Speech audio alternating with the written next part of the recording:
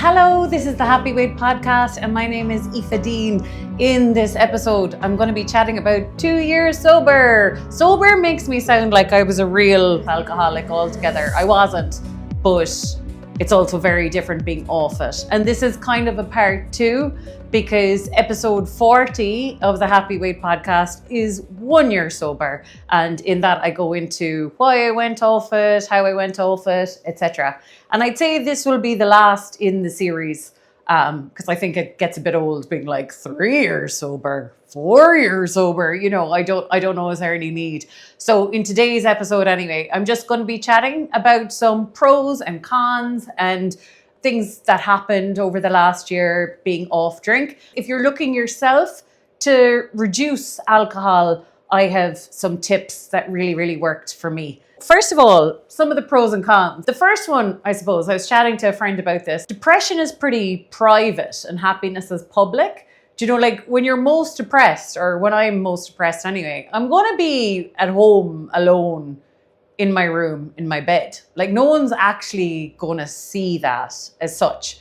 What I noticed being off drink now is there's much less days where I take to my bed depressed. And, you know, obviously some of those depressed days would have been hungover, and also depressed is a strong word. I probably shouldn't use that. Feeling very low. Definitely there's a lot less days in my year now where, you know, I'm kind of thinking, I don't really like anything about me or, you know, my life, or, you know, those real low moments. I don't have them as much. It's kind of weird because happiness is public, being down can be private. So technically to the outside world, there would be no change there because they wouldn't have seen those days anyways. But it was a big difference to my life because you only want to shave off the worst of things. Like shaving off the worst of things really changes the overall averages. If you're a binge eater, you will lose a ton of weight if you just reduce how often you binge. So that means you got to eat whatever the hell you need to eat, whether it's a Mars bar ice cream for your lunch or whether it's a, you know, chips every Wednesday or whatever. You need to eat whatever the hell that you need to eat so that there isn't a point of the week where you're eating like a beast unleashed. And having less times in the week where we're eating like a beast unleashed can be enough to let go of a lot of weight. And so I kind of feel it's the same with my mental health. My average has changed a lot because there's a lot more of those sucky low days. Because again, just like weight loss and weight problems, when people are in weight problems, they spend so long recovering from the guilt and the shame and the disappointment of overeating that they're not really moving forward.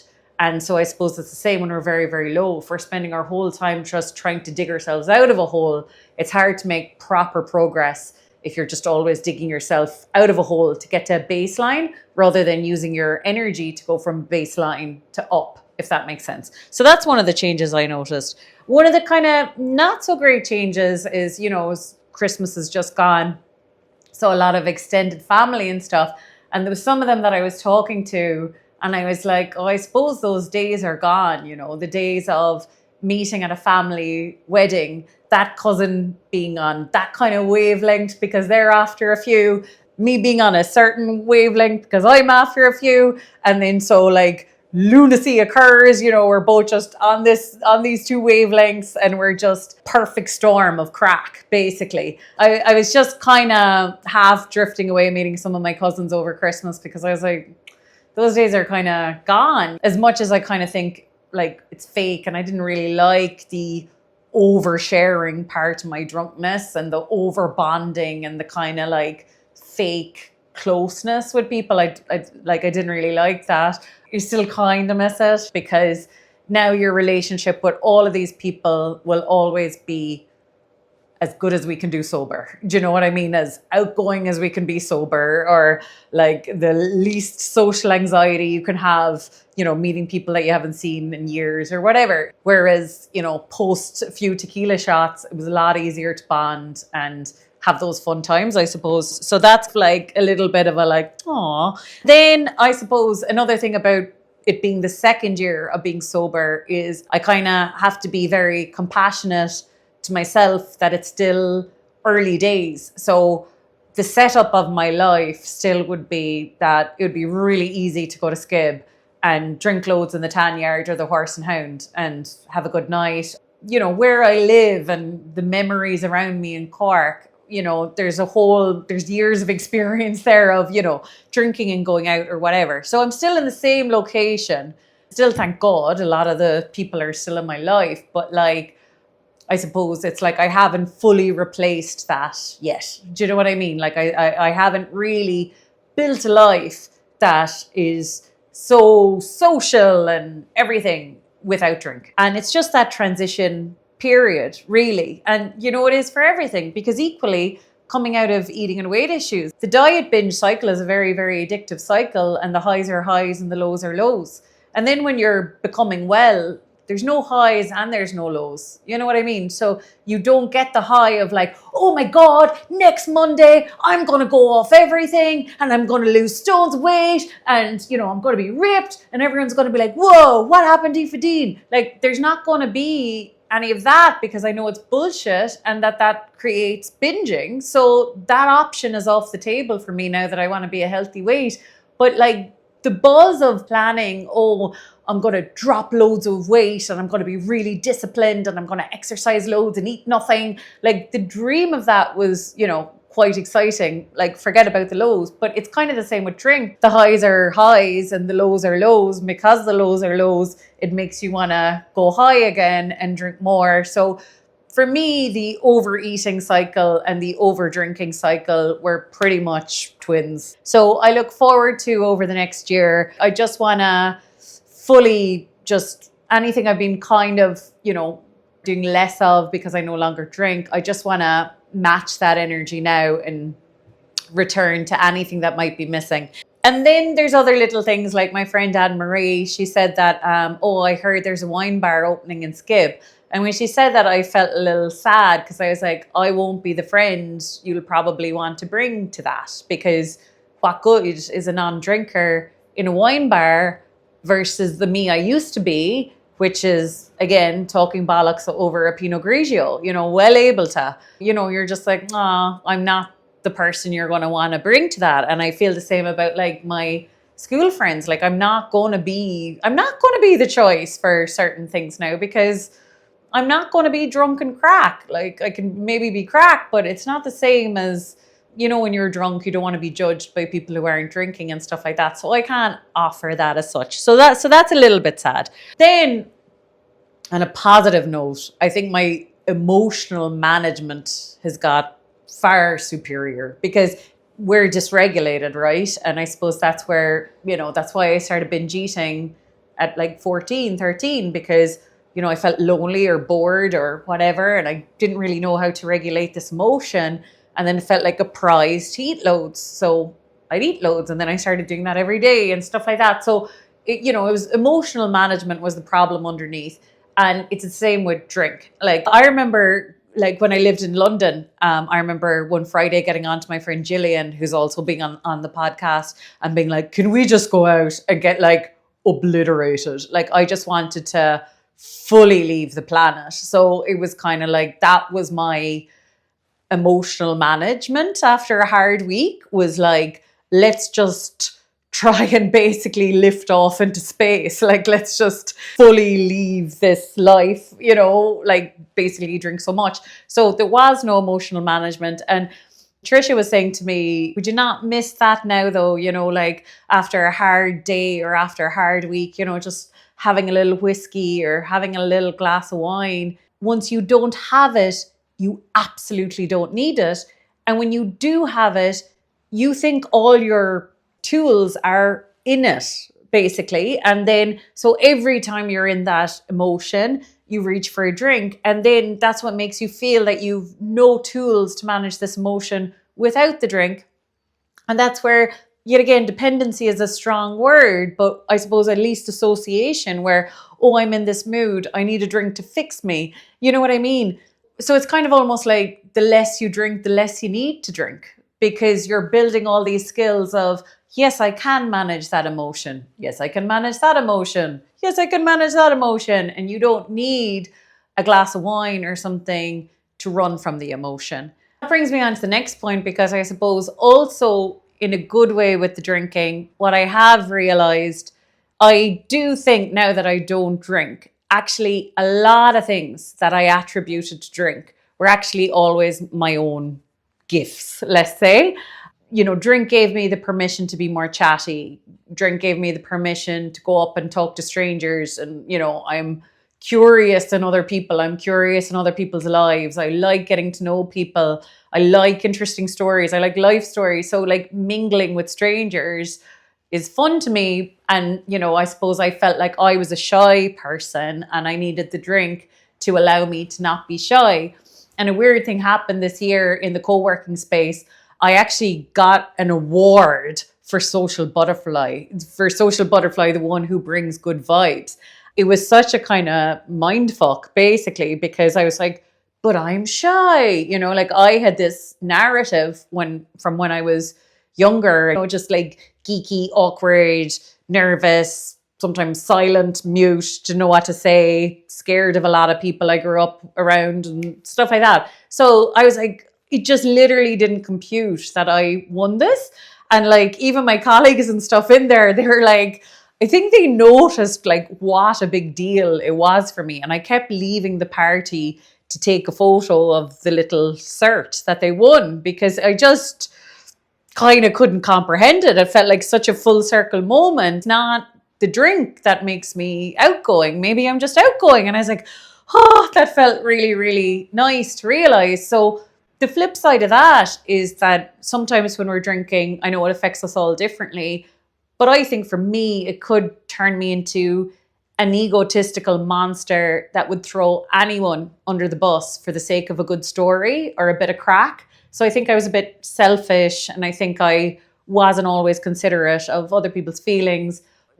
I just think all the yucky things that you think about yourself are probably can be blamed on the drink too. Like I said, now that I don't drink, I think a lot of those ugly sides that came out quite often just don't come out anymore. And like I said, without the drink, the outgoing sides and the things that I thought were because of drink actually were always me. So that's really nice to realize. And it's just that whole thing that, before it's kind of like, oh my God, can I just be 2 glasses of wine in and then I can properly enjoy this family gathering, or I can properly enjoy this night out or whatever. When you are out, you see other people doing it. You see people like being 2 drinks in or whatever, and then giving themselves permission to chill out or to let down their hair or whatever. So I'm just like, I really don't think it's all down to drink. It's also down to giving yourself permission to be something. So you're giving yourself permission to go up to that person and talk to them, or you're giving yourself permission to dance on the dance floor or whatever it might be. So anyways, they are the things that I learned this year. If you're looking to cut down, obviously there's a million different ways to skin a cat, and you don't have to go with my advice. Overeating and over drinking are they're very, very related all together. So I suppose if we have disordered eating, we can have a very rigid mind, harsh on ourselves. And, there's a perfectionist mentality. The perfectionist mentality is, I've had some chocolate, so the whole day is ruined. Or that all or nothing, black or white, really rigid mentality is the same thing that causes disordered eating. But also, of course, it's the same thing that would make you crave chilling out. It would make you crave having a glass or 2 of wine, so your mind will just shut the fuck up. I think there's 2 things we have to look at. First of all, just like with eating, you have to be careful of what happens directly afterwards. And that's the part I hated about drink, because no matter how logical I was, like say the next day, it's kind of like, it's okay, Aoife, you didn't do anything wrong.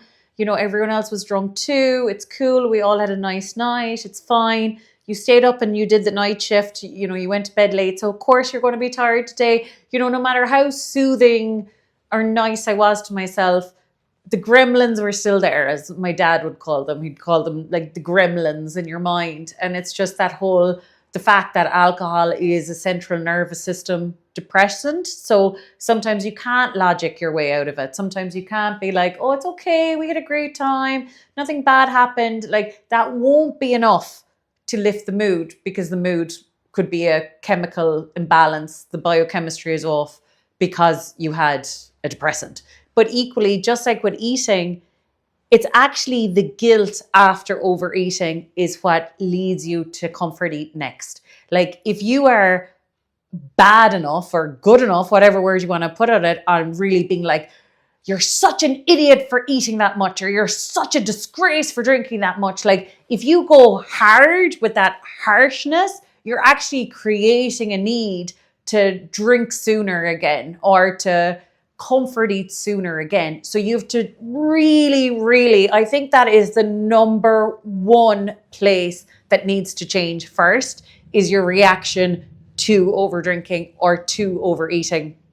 Because I remember, say, with overeating, I'd like tot up all the calories and I'd be like, put it into MyFitnessPal. Put those calories into MyFitnessPal now and really see the full extent of how much you overate. Or with drinking, I'd be like, you had that, then you had that, then you had that, then you had this, then you had this. And just really like basically build a case on how it was so disgusting and so wrong. And now it's like, you can't do that. You can't do that. So I kind of think a better narrative is always kind of a more of a God love you narrative. Like, geez, what have you been telling yourself all week that you had to get so ossified drunk?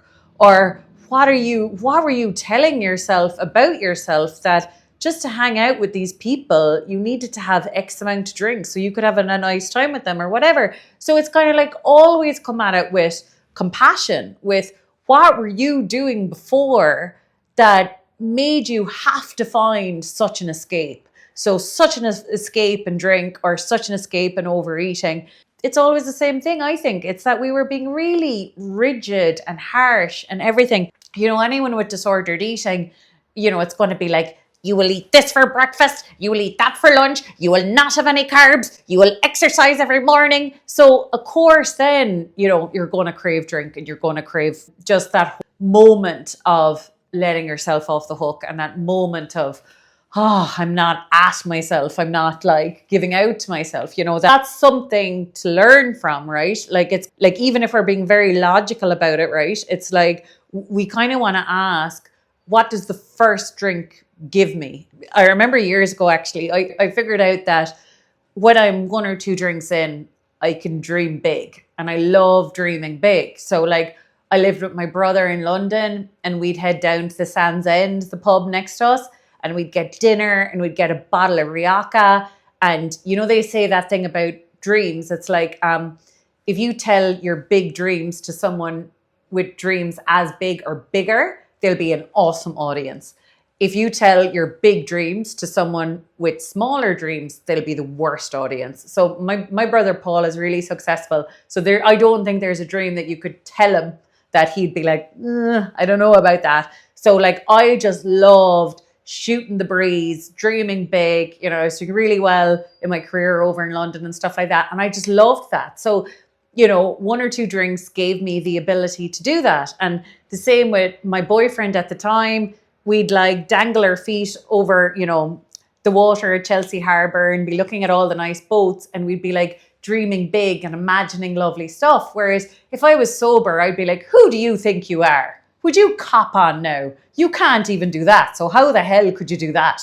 And before you were to ever do that, you'd need to do this, this, this, and this, you know, a mean old narrative and everything. So like, of course, it was way more crack to have a drink or two. So that's one of the things I learned, because I remember, like, it sounds a bit weird, but I'd be on the bus to Clapham for nights out, and I used to actually take notes on my phone, because, you know, after a few drinks, my brain would be like, it's okay, Aoife, you know, everything's going to work out, and you're where you need to be, and the world is your oyster. And like, I could just say all these like limitless positive things, and you know, I'd be writing them down in my phone being like, this is the truth, and sure, of course, the next morning I'd wake up and I'd be like, bollocks, none of it's true, whatever.